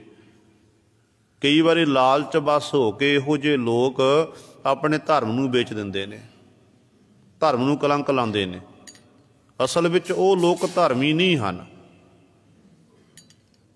ਜਿਨ੍ਹਾਂ ਦੇ ਅੰਦਰ ਧਰਮ ਨੂੰ, ਆਪਣੇ ਈਮਾਨ ਨੂੰ ਵੇਚ ਕੇ ਲਾਲਚ ਬਸ ਹੋ ਕੇ ਮਾੜਾ ਕੰਮ ਕਰਦੇ ਨੇ ਨਾ, ਉਹ ਲੋਕ ਧਰਮੀ ਨਹੀਂ, ਉਹ ਧਰਮ ਦਾ ਕੇਵਲ ਲਿਬਾਸ ਪਹਿਨਿਆ ਹੋਇਆ ਹੈ। ਤੇ ਪਾਤਸ਼ਾਹ ਕਹਿੰਦੇ ਇਸ ਤਰ੍ਹਾਂ ਨਾਮ ਜਪਣ ਨਾਲ, ਗੁਰਮੁਖਾਂ ਦੀ ਸੰਗਤ ਕਰਨ ਦੇ ਨਾਲ ਕਹਿੰਦੇ ਨਾ ਕਾਮ ਨਾ ਕ੍ਰੋਧ, ਇਹ ਮੋਹ ਨਹੀਂ ਸਕਦਾ। ਲੋਭ ਰੂਪੀ ਜਿਹੜਾ ਕੁੱਤਾ ਹੈ ਕਹਿੰਦੇ ਉਹ ਵੀ ਉਹਦੇ ਅੰਦਰੋਂ ਖਤਮ ਹੋ ਜਾਂਦਾ ਹੈ। ਸੱਚਾ ਮਾਰਗ ਚੱਲਦਿਆਂ ਉਸਤਤ ਕਰੇ ਜਹਾਨ। ਸੱਚਾ ਮਾਰਗ ਚੱਲਦੇ ਆ, ਸੱਚ ਦੇ ਰਾਹ ਉੱਤੇ ਚੱਲਣ ਵਾਲੇ ਜਿਹੜੇ ਜੀਵ ਨੇ, ਜਿਹੜੇ ਸੱਚ ਦੇ ਉਪਾਸ਼ਕ ਨੇ, ਕਹਿੰਦੇ ਉਹਨਾਂ ਦੇ ਫਿਰ ਜਿਹੜਾ ਸਾਰਾ ਸੰਸਾਰ ਉਸਤਤ ਵਡਿਆਈ ਕਰਦਾ ਹੈ, ਕਿਉਂਕਿ ਉਹਨਾਂ ਨੂੰ ਅਦਬ ਸਤਿਕਾਰ ਸੰਸਾਰ ਵਿੱਚ ਮਿਲਦਾ ਹੈ। ਉਹ ਵੱਖਰੀ ਗੱਲ ਹੈ ਗੁਰੂ ਸਵਾਰੀ, ਜਦੋਂ ਜੀਵ ਸੰਸਾਰ 'ਚ ਵਿਚਰਦਾ, ਸੱਚ ਤੇ ਝੂਠ ਦਾ ਮੁਕਾਬਲਾ ਹੁੰਦਾ। ਕਈ ਵਾਰੀ ਐਸਾ ਹੁੰਦਾ ਕਿ ਸੱਚ ਇੰਝ ਲੱਗਦਾ ਜੇ ਝੂਠ ਹੈ ਉਹ ਸੱਚ ਉੱਤੇ ਬੜਾ ਹਾਵੀ ਹੋ ਜਾਂਦਾ ਹੈ, ਪਰ ਸਮਾਂ ਕੁਝ ਸਮੇਂ ਲਈ ਇਹ ਚਮਕ ਦਮਕ ਹੁੰਦੀ ਹੈ, ਹੌਲੀ ਹੌਲੀ ਇਹ ਝੂਠ ਪਿੱਛੇ ਹੁੰਦਾ ਅਤੇ ਸੱਚ ਜਿਹੜਾ ਹੈ ਸੰਸਾਰ ਵਿੱਚ ਉਜਾਗਰ ਹੋ ਜਾਂਦਾ। ਅਤੇ ਲੋਕ ਜਿਹੜੇ ਸੱਚ ਦੇ ਉਪਾਸ਼ਕ ਹੁੰਦੇ ਨੇ ਨਾ, ਸੰਸਾਰ ਵਿੱਚ ਉਹਨਾਂ ਲੋਕਾਂ ਨੂੰ ਫਿਰ ਮਾਣ ਮਿਲਦਾ, ਵਡਿਆਈ ਮਿਲਦੀ ਹੈ। ਅਤੇ ਗੁਰੂ ਪਾਤਸ਼ਾਹ ਕਹਿੰਦੇ ਜਿਹੜੇ ਨਾਮ ਜਪਦੇ, ਬੰਦਗੀ ਕਰਦੇ ਹਨ, ਸਿਰ ਭਾਵੇਂ ਚਲਿਆ ਜਾਵੇ ਸੱਚ ਨੂੰ ਤਿਆਗਦੇ ਨਹੀਂ ਹਨ, ਸੱਚ ਦੇ ਮਾਰਗ ਉੱਤੇ ਚੱਲਣ ਵਾਲੇ ਨੇ। ਕਹਿੰਦੇ ਉਹਨਾਂ ਲੋਕਾਂ ਦੀ ਫਿਰ ਸੰਸਾਰ ਵਿੱਚ ਸਾਰਾ ਸੰਸਾਰ ਉਹਨਾਂ ਦੀ ਉਸਤਤ ਕਰਦਾ, ਵਡਿਆਈ ਕਰਦਾ ਹੈ। 68 ਤੀਰਥ ਸਗਲ ਪੁੰਨ ਜੀ ਦਇਆ ਪਰਵਾਨ। ਪਾਤਸ਼ਾਹ ਜੀ ਫਿਰ ਤੁਹਾਡੀ ਨਿਗਾਹ ਦੇ ਵਿੱਚ 68 ਤੀਰਥ ਕਿਹੜੇ ਨੇ? ਸਤਿਗੁਰੂ ਕਹਿੰਦੇ ਜਿਹੜਾ ਜੀਵਾਂ ਉੱਤੇ ਦਇਆ ਕਰਨੀ ਹੈ। ਪਰਾਏ ਦਾ ਦੁੱਖ, ਕਿਸੇ ਦੇ ਸਰੀਰ ਉੱਤੇ ਦੁੱਖ ਆਇਆ, ਉਸ ਦੁੱਖ ਨੂੰ ਗੁਰੂ ਸਵਾਰੇ ਵੰਡਾ ਲੈਣਾ, ਉਸ ਦੁੱਖ ਨੂੰ ਉਹਦੀ ਮਦਦ ਕਰ ਦੇਣੀ ਹੈ। ਦੁੱਖ ਵਿਪਤਾ ਬਰੀ ਹੈ, ਵਿਪਤਾ ਦੇ ਸਮੇਂ ਮਦਦ ਕਰਨੀ। ਮਦਦ ਕਿਵੇਂ ਕਰਨੀ ਹੈ? ਕੋਈ ਲੋੜਵੰਦ ਹੈ, ਕਿਸੇ ਗਰੀਬ ਦੀ ਲੜਕੀ ਦੀ ਸ਼ਾਦੀ ਹੈ, ਸ਼ਾਦੀ 'ਚ ਮਦਦ ਕਰ ਦਿੱਤੀ। ਕੋਈ ਹੋਸਪਿਟਲ ਦੇ ਵਿੱਚ ਹੈ, ਬਿਮਾਰ ਹੈ, ਉਹਦੇ ਕੋਲ ਇਲਾਜ ਕਰਾਉਣ ਲਈ ਪੈਸੇ ਨਹੀਂ ਹਨ, ਉਹਦੀ ਮਦਦ ਕਰ ਦੇਣੀ। ਕੋਈ ਬੱਚਾ ਸਕੂਲ ਵਿੱਚ ਪੜ੍ਹ ਰਿਹਾ ਹੈ, ਪੜ੍ਹਨ ਨੂੰ ਹੁਸ਼ਿਆਰ ਹੈ, ਪਰ ਮਾਪੇ ਫੀਸ ਨਹੀਂ ਦੇ ਸਕਦੇ ਹਨ, ਅਤੇ ਗੁਰੂ ਸਰ ਉਹ ਮਦਦ ਕਰ ਦੇਣੀ। ਅਸਲ ਵਿੱਚ ਇਹ ਸਭ ਤੋਂ ਵੱਡਾ ਜਿਹੜਾ ਦਾਨ ਹੈ।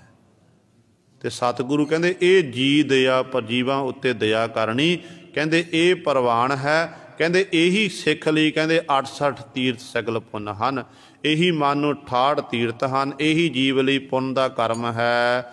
ਜਿਸਨੂੰ ਦੇਵੈ ਦਇਆ ਕਰ ਸੋਈ ਪੁਰਖ ਸੁਜਾਨ। ਪਰ ਸਤਿਗੁਰੂ ਕਹਿੰਦੇ ਹਰ ਇੱਕ ਨੂੰ ਇਹ ਪ੍ਰਾਪਤ ਨਹੀਂ ਹੋ ਸਕਦੇ ਹਨ। ਜਿਹਦੇ ਉੱਤੇ ਉਹ ਮਾਲਕ ਵਾਹਿਗੁਰੂ ਰਹਿਮਤ ਕਰਦਾ, ਕਿਰਪਾ ਕਰਦਾ, ਫਿਰ ਉਹ ਆਪਣੀ ਦਇਆ ਕਰਕੇ ਆਪ ਹੀ ਮਾਲਕ ਦਿੰਦਾ ਹੈ, ਆਪ ਹੀ ਉਹਨਾਂ ਨੂੰ ਇਹ ਦਾਤਾਂ ਦਿੰਦਾ, ਅਤੇ ਉਹ ਫਿਰ ਮਾਲਕ ਦਿੱਤੀਆਂ ਹੋਈਆਂ ਦਾਤਾਂ ਨੂੰ ਅੱਗੇ ਬਣਦੇ ਹਨ। ਧਰਮੀ ਬਣ ਕੇ ਆਪਣੇ ਧਰਮ ਵਿੱਚ ਪਰਪੱਕ ਰਹਿ ਕੇ 8 ਪਹਿਰ ਉਹ ਮਾਲਕ ਦੀ ਇਬਾਦਤ ਕਰਦੇ ਹਨ। ਅਤੇ ਸਤਿਗੁਰੂ ਕਹਿੰਦੇ ਫਿਰ ਉਹ ਜਿਹੜਾ ਪੁਰਖ ਹੈ, ਸੋਈ ਪੁਰ ਜਿਸਨੂੰ ਦੇਵੈ ਦਇਆ ਕਰ ਸੋਈ ਪੁਰਖ ਸੁਜਾਨ, ਉਹੀ ਸਿਆਣਾ ਹੈ। ਜਿਨਾ ਮਿਲਿਆ ਪ੍ਰਭ ਆਪਣਾ ਨਾਨਕ ਤਿਨ ਕੁਰਬਾਨ। ਨਾਨਕ ਗੁਰੂ ਜੀ ਉਚਾਰਨ ਕਰਦੇ ਹਨ, ਕਹਿੰਦੇ ਇਹੋ ਜਿਹੇ ਕਰਮ ਕਰਦੇ ਹਾਂ, ਪੁੰਨ ਦਾਨ ਕਰਦੇ ਹਾਂ, ਨਾਮ ਜਪਦੇ ਹਾਂ, ਬੰਦਗੀ ਕਰਦੇ ਹਾਂ, ਸੇਵਾ ਸਿਮਰਨ ਕਰਦੇ ਹਾਂ, ਜਿਨ੍ਹਾਂ ਨੂੰ ਕਹਿੰਦੇ ਪ੍ਰਭੂ ਆਪਣਾ, ਪ੍ਰਭੂ ਪਰਮਾਤਮਾ ਮਿਲ ਜਾਂਦਾ ਨਾ।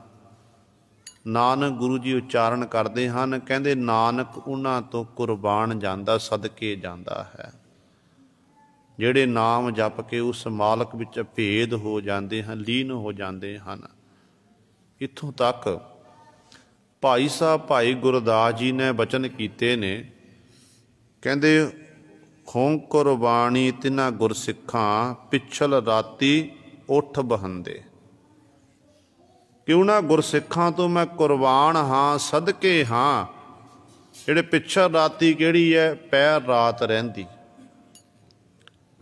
ਪਹਿਰ ਰਾਤ ਜਿਹਨੂੰ ਆਪਾਂ ਅੰਮ੍ਰਿਤ ਵੇਲਾ ਆਖ ਦਿੰਦੇ ਹਾਂ, ਦਿਨ ਦਾ ਪਹਿਲਾ ਪਹਿਰ ਅਤੇ ਅਖੀਰ ਜਿਹੜਾ ਰਾਤ ਦਾ ਚੌਥਾ ਪਹਿਰ ਗੁਰੂ ਸਵਾਰਿਓ, ਚੌਥੇ ਪਹਿਰ ਦੇ ਵਿੱਚ ਜਿਹੜੇ ਉੱਠਦੇ ਨੇ, ਨਾਮ ਜਪਦੇ ਨੇ, ਤੇ ਪੁਰਾਤਨ ਮਹਾਂਪੁਰਖ ਦਾ ਆਖਦੇ ਹੁੰਦੇ ਸੀ, ਕਹਿੰਦੇ ਜਿਸ ਘਰ ਦੇ ਵਿੱਚ ਅੰਮ੍ਰਿਤ ਵੇਲੇ ਬਾਲਟੀਆਂ ਖੜਕਣ ਲੱਗ, ਡੋਲ ਖੜਕਣ ਲੱਗ ਜਾਣ, ਕਹਿੰਦੇ ਮਾਨੋ ਉੱਥੇ ਗੁਰੂ ਨਾਨਕ ਪਾਤਸ਼ਾਹ ਖੁਦ ਆ ਵਸਦੇ ਨੇ। ਜਿਹੜੇ ਘਰ ਦੇ ਵਿੱਚ ਕਹਿੰਦੇ ਅੰਮ੍ਰਿਤ ਵੇਲੇ ਸੁੱਤਿਆਂ ਲੰਘ ਜਾਂਦਾ ਹੈ, ਦਿਨ ਵੇਲੇ ਡੋਲ ਬਾਲਟੀਆਂ, ਉੱਥੇ ਕਹਿੰਦੇ ਗੁਰੂ ਨਾਨਕ ਦੀ ਕਿਰਪਾ ਨਹੀਂ ਹੁੰਦੀ ਅਸਲ ਵਿੱਚ। ਇਹ ਸੱਚ ਹੈ ਗੁਰੂ ਸਵਾਰਿਓ। ਅੰਮ੍ਰਿਤ ਵੇਲੇ ਦਾ ਉੱਠਣ ਦਾ ਵੱਖਰਾ ਹੀ ਆਨੰਦ ਹੈ। ਗੁਰੂ ਸਾਹਿਬਾਨ ਚਾਹੇ ਜਿੰਨੇ ਵੀ ਧਰਮ ਹਨ, ਹਿੰਦੂ ਨੇ, ਮੁਸਲਮਾਨ ਨੇ, ਸਿੱਖ ਨੇ, ਹਰ ਧਰਮ ਦੇ ਵਿੱਚ ਇਸ ਸਮੇਂ ਨੂੰ ਸਲਾਹਣਾ ਕੀਤਾ ਹੈ। ਕਿਉਂਕਿ ਇਹ ਸਮਾਂ ਇਹੋ ਜਿਹਾ ਹੁੰਦਾ, ਇਸ ਸਮੇਂ ਬੰਦਾ ਬਿਲਕੁਲ ਫ੍ਰੀ ਹੁੰਦਾ ਹੈ। ਦਿਨ ਵੇਲੇ ਆਪਾਂ ਕਹਿੰਦੇ ਹਾਂ ਕਿ ਸਾਨੂੰ ਕੰਮ ਧੰਦਾ ਜੀ, ਅਸੀਂ ਆਪਣੇ ਕੰਮ ਕਾਰ 'ਤੇ ਜਾਣਾ ਹੈ। ਰਾਤ ਵੇਲੇ ਆਏ ਕਿ ਥੱਕੇ ਹੋਏ ਸੋ ਗਏ। ਅਤੇ ਉਹ ਸਮਾਂ ਪਾਤਸ਼ਾਹ ਨੇ ਨਿਸ਼ਚਿਤ ਕੀਤਾ ਜਿੱਥੇ ਮਨੁੱਖ ਨੂੰ ਕਿਸੇ ਪ੍ਰਕਾਰ ਦਾ ਕੋਈ ਕੰਮ ਨਹੀਂ ਹੈ, ਕਿ ਕਿਸੇ ਦਾ ਫੋਨ ਨਹੀਂ ਆਉਣਾ, ਕਿਸੇ ਨਾਲ ਗੱਲਬਾਤ ਨਹੀਂ ਹੋਣੀ, ਕਿਉਂਕਿ ਉਹ ਸਮਾਂ ਇਹੋ ਜਿਹਾ। ਸਾਰੇ ਕਹਿੰਦੇ ਨੇ ਕਿ ਨਹੀਂ ਇਸ ਤੋਂ ਸੁੱਤੇ ਪਏ ਹੋਣੇ, ਇਹ ਸਮਾਂ ਨਹੀਂ ਫੋਨ ਕਰਨ ਦਾ, ਦਿਨੇ ਫੋਨ ਕਰਾਂਗੇ। ਇਸ ਕਰਕੇ ਗੁਰੂ ਸਵਾਰੇ ਉਹ ਜਿਹੜਾ ਸਮਾਂ ਨਾ, ਅੰਮ੍ਰਿਤ ਵੇਲੇ ਉੱਠਣਾ, ਅੰਮ੍ਰਿਤ ਵੇਲੇ ਉੱਠ ਕੇ ਪਰਮਾਤਮਾ ਦੀ ਇਬਾਦਤ ਕਰਨੀ ਹੈ, ਉਸ ਘਰ ਵਿੱਚ ਗੁਰੂ ਨਾਨਕ ਦੀ ਬਰਕਤ ਹੁੰਦੀ ਹੈ। ਉੱਥੇ ਗੁਰੂ ਨਾਨਕ ਸਾਹਿਬ ਮਹਾਰਾਜ ਆਪ ਵਰਤਦੇ ਨੇ, ਅਤੇ ਸਤਿਗੁਰੂ ਕਹਿੰਦੇ ਮੈਂ ਉਹਨਾਂ ਤੋਂ ਕੁਰਬਾਨ ਹਨ ਜਿਨ੍ਹਾਂ ਨੂੰ ਮੇਰਾ ਪ੍ਰਭੂ ਪਰਮਾਤਮਾ ਮਿਲ ਗਿਆ ਹੈ। ਮਾਗ ਸੁੱਚੇ ਸੇ ਕਾਂਢੀ ਹੈ, ਜਿਨ ਪੂਰਾ ਗੁਰ ਮਿਹਰਬਾਨ।